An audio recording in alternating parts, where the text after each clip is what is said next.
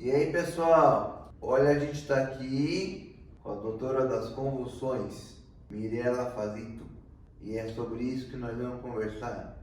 Doutora, é um prazer te receber aqui no programa.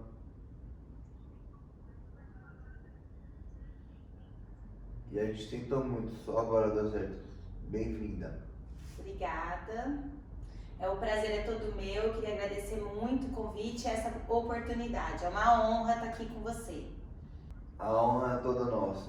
Qual é a diferença entre convulsão e epilepsia? O que acontece, Rafa? Convulsão é aquele sintoma, é o que a gente chama o desmaio. Quando você tem aquele desmaio, aqueles movimentos, a gente chama de crise convulsiva, de convulsão. Quando o paciente tem mais de uma crise convulsiva, crises convulsivas frequentes, aí a gente dá o nome de epilepsia, que na verdade nada mais é do que a soma dessas crises convulsivas, dessas convulsões.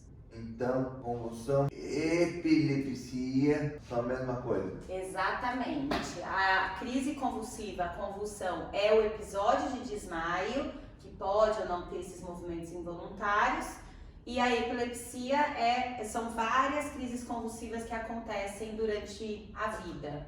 É o nome da patologia, da doença. Tá, e o que causa as convulsões, como ela acontece? Ela tem diversas causas. Na verdade, às vezes a gente tem aquelas crises convulsivas por alguma alteração cerebral ou as crises convulsivas primárias, que é quando a gente não tem nada estrutural. Então é como se fosse um curto-circuito no cérebro. Então a hora que o impulso nervoso passa ali, numa determinada área do cérebro, é como se ele desse um curto-circuito. Ele dá uma alteração na transmissão do impulso nervoso e aí a pessoa acaba tendo a crise convulsiva. Seja um desmaio, de se debater, seja repuxar só um lado, aí a gente tem um monte de tipo de crise convulsiva. E a partir de que idade? Ela pode ocorrer em bebê também? Pode, na verdade ela pode acontecer em qualquer idade. O mais frequente que a gente vê, Rafa, é em criança, em bebê, principalmente quando tem uma febre muito alta, e também idoso pode começar a manifestar, nunca ter tido durante a vida toda, e começar a manifestar quando o cérebro começa a atrofiar um pouco mais, mas pode acontecer em qualquer idade, mas é sempre importante a gente investigar, analisar, fazer os exames e ter todo o acompanhamento médico até para fazer o tratamento certinho. E quais são os sintomas? Dá pra gente perceber que vai ter a crise? Ou a gente apaga o total e não percebe nada? Normalmente, o seu caso, você desmaia sem perceber, né? Varia muito, Rafa. Tem paciente que sente que a gente chama de pródromo, que são alguns sintomas antes de ter a crise. Então, às vezes, começa a ficar mais sonolento, começa a ficar mais irritado, começa a ter um mal-estar no intestino, mal-estar gástrico, dor de barriga, e aí depois manifesta uma tontura e depois tem a crise. Mas agora durante a crise, principalmente aquela crise do desmaio, normalmente o paciente não lembra de nada, ele perde totalmente a consciência. E aí normalmente... Que é o que eu tenho. Isso, exatamente. Que é o que a gente chama de crise generalizada, que é aquela crise onde você perde 100% da consciência, porque tem o que a gente chama de crise parcial, que é às vezes aquele só o repuxar do braço, às vezes é o só de sensibilidade, às vezes repuxa o rosto.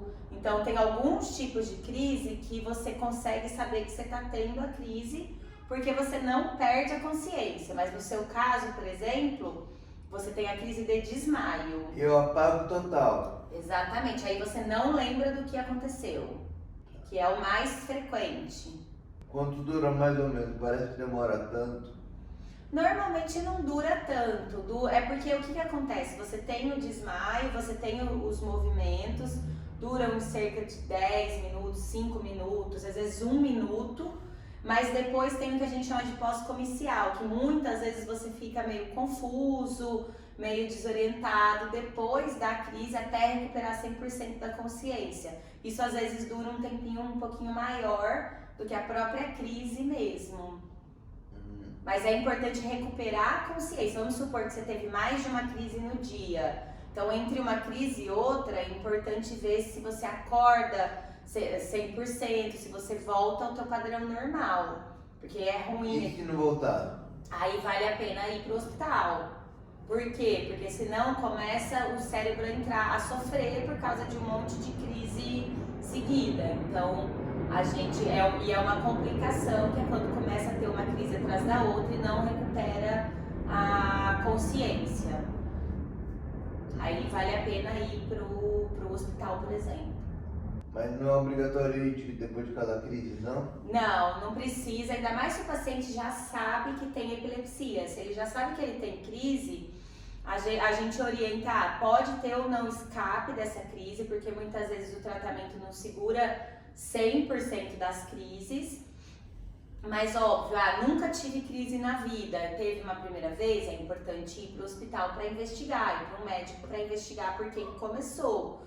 Ou aquele paciente que já tem epilepsia, que já tem crise convulsiva e começa a ter uma crise atrás da outra, precisa ir, porque precisa ver se não está com alguma infecção, se o remédio não está sendo insuficiente. Mas um ou outro episódio isolado, desde que não seja um episódio muito longo, por exemplo, começou de manhã, deu metade do dia, ainda não recuperou a consciência.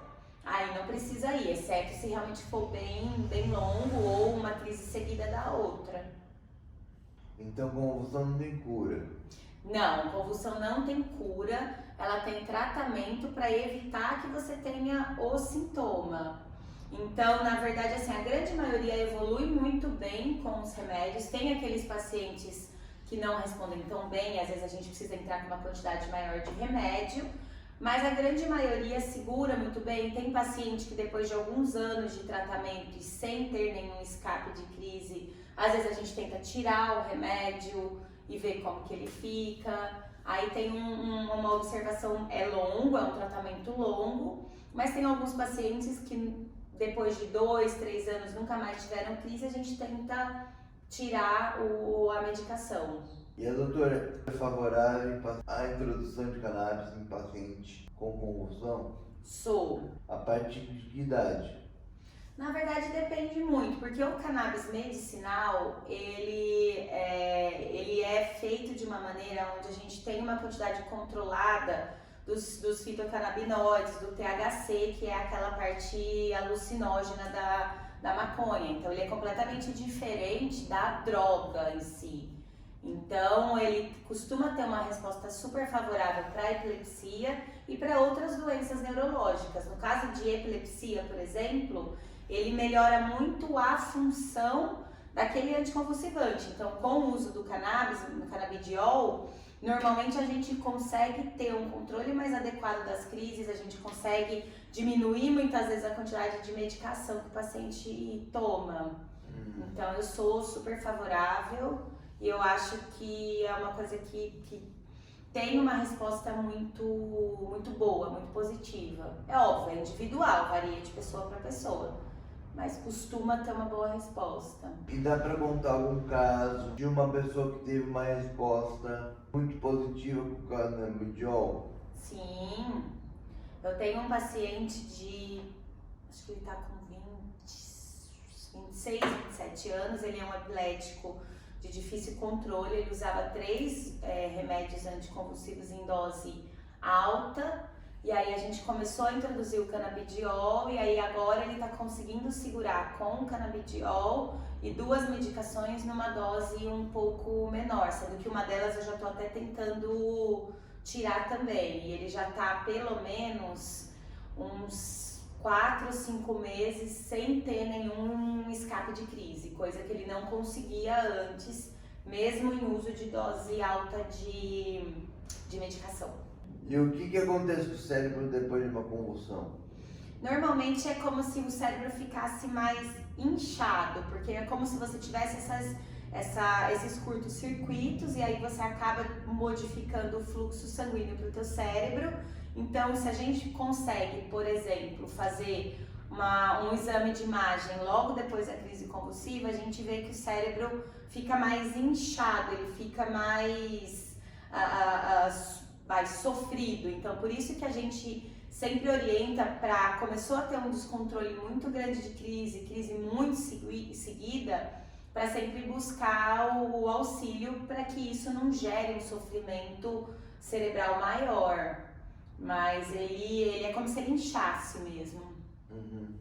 E os animais também podem ter convulsão? Qual é o procedimento nesse caso? Pode ter. Os animais são como, assim, em relação à crise convulsiva, eles se manifestam muito semelhante ao ser humano. Então são aquelas crises que a gente chama de tônico-clônicas generalizadas. Eu não sei muito especificamente se eles têm outros tipos de crise, mas eu já vi em relação a essa crise tônico-clônica, e o tratamento é exatamente igual o do ser humano, com um anticonvulsivante mesmo. Inclusive se usa em alguns casos o próprio canabidiol para epilepsia, para dor, para algumas outras doenças veterinárias também. Estou muito feliz porque finalmente deu certo o nosso encontro. Obrigadão. Vocês seguem a gente, dá um like e aperta o sininho. Beijo grande pra todo mundo. Vamos que vamos. Beijo pra todo mundo. Obrigada!